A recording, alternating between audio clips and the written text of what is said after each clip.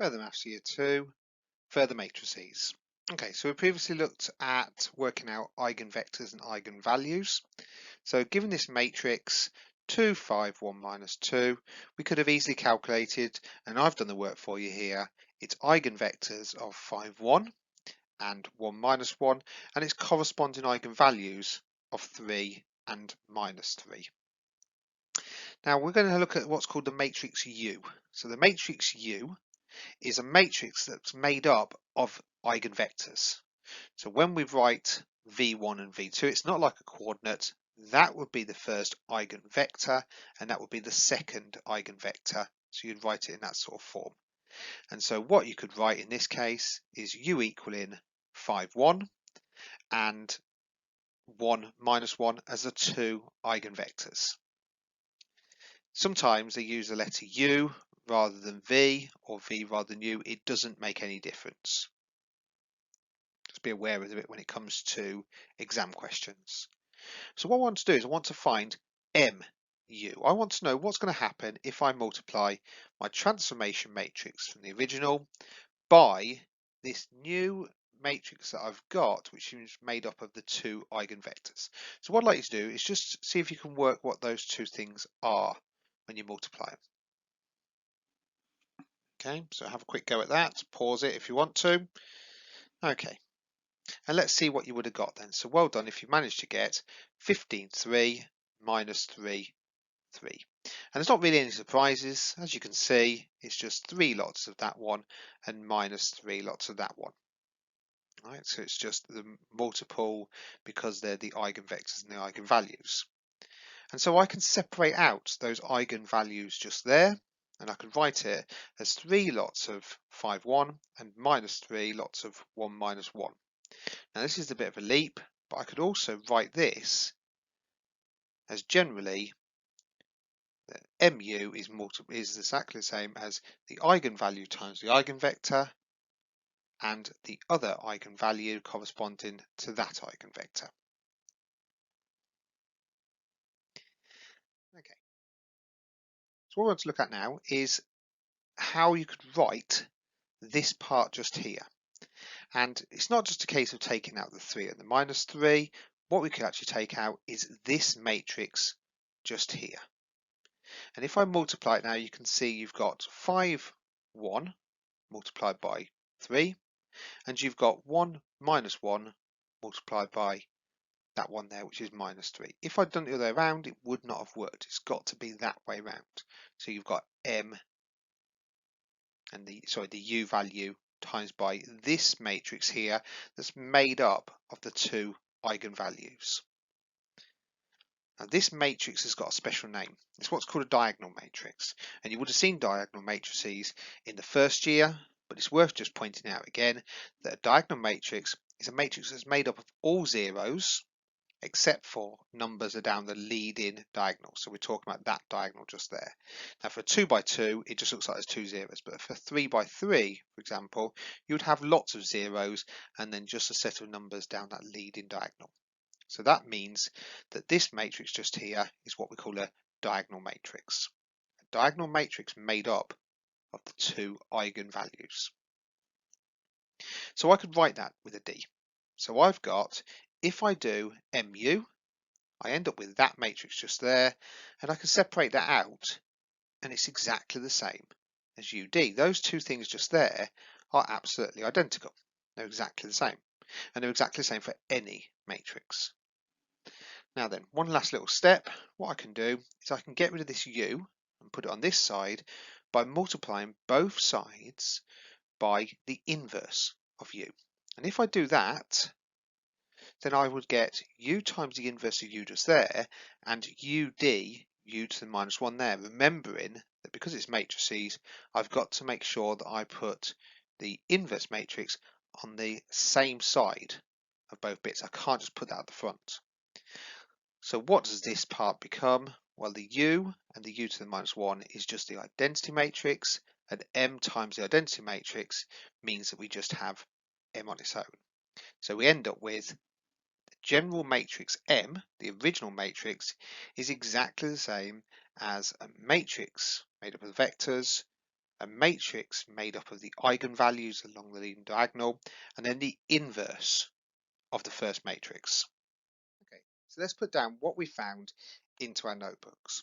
So if we take any matrix, any square transformation matrix, and it has the real eigenvalues, it can be expressed in this form. That's the form that we just investigated and just saw,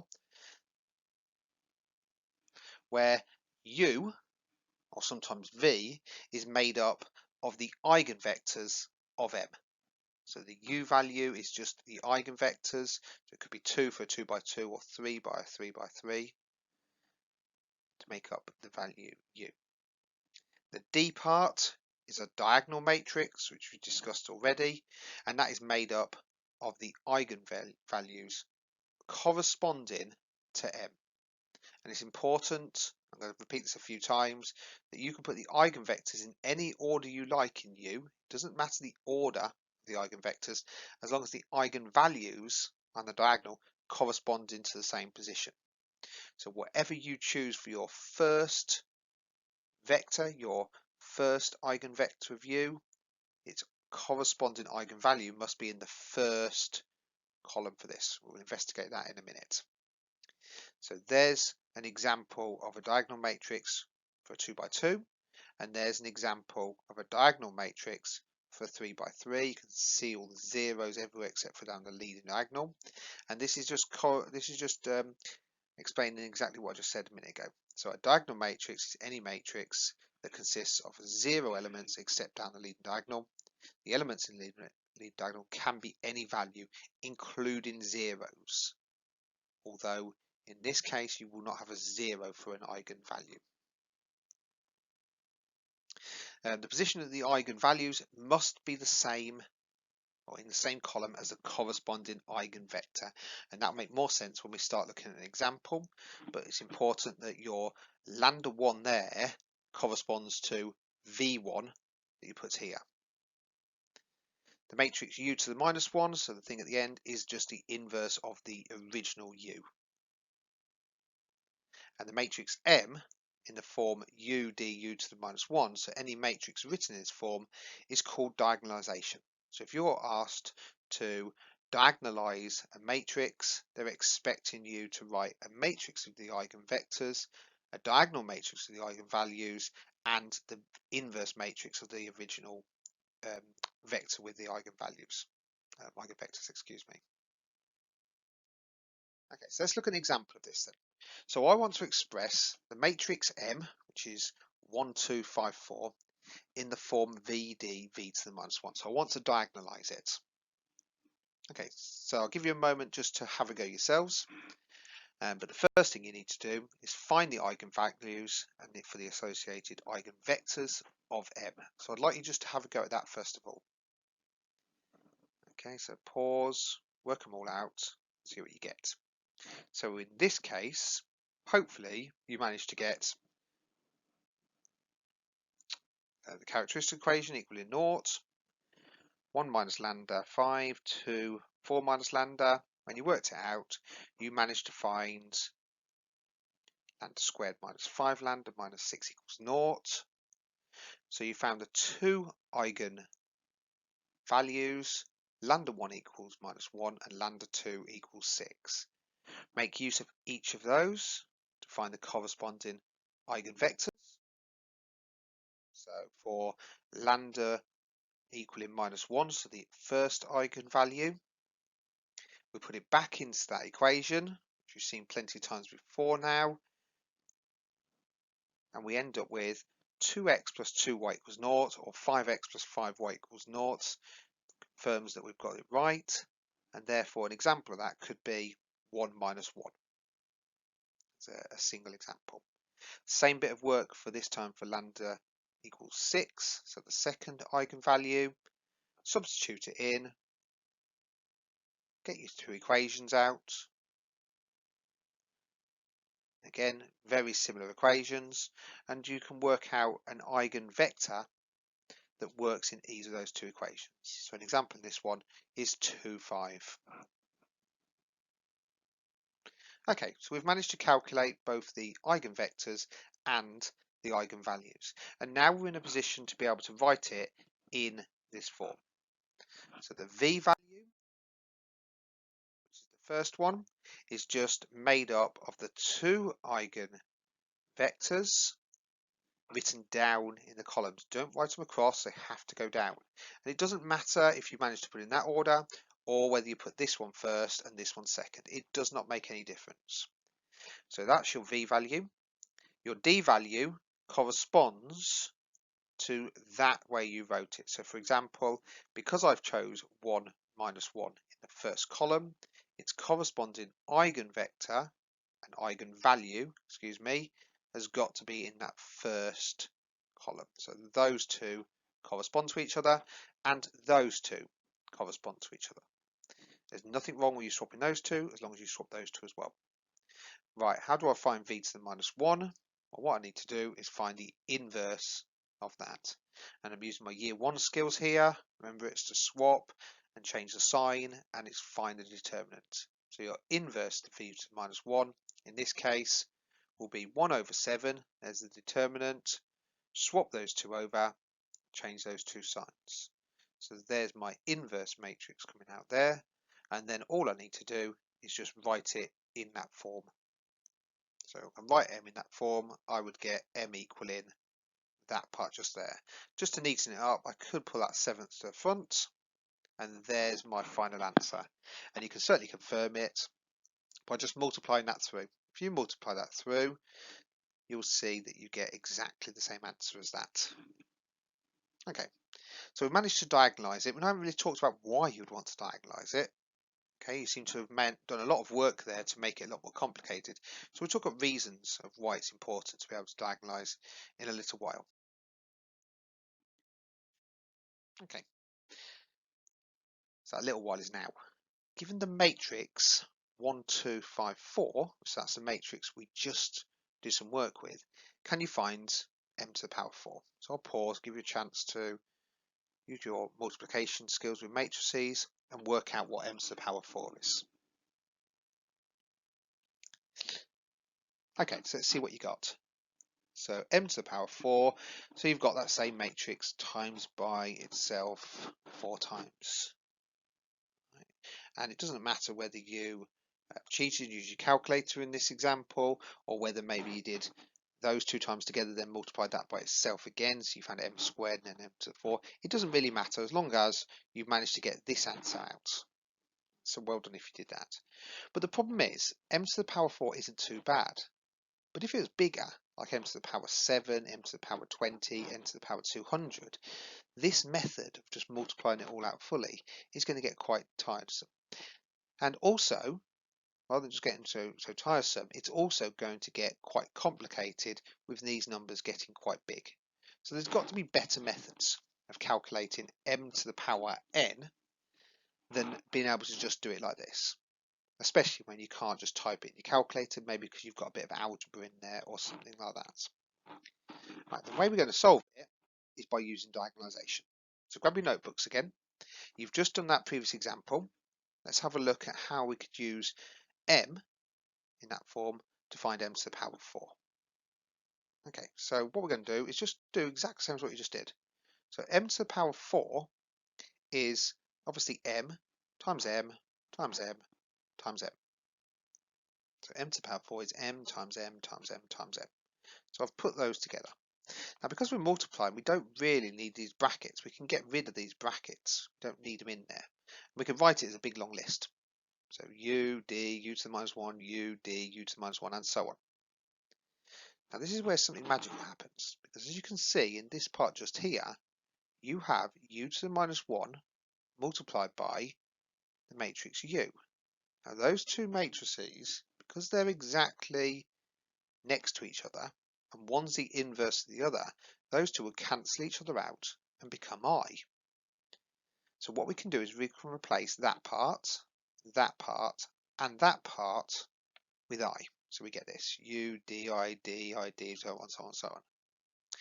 Now, d times I is just d. So really, what I can do with this is get rid of some of these i's, because I times the d is just d, I times the d is just d, so I end up with this. u d d d d, u to the minus 1. And finally, these d's multiplied by each other is just going to be exactly the same as d to the power 4. So m to the power 4 is exactly the same as u d to the power 4 u to the minus 1. Those two things are absolutely identical.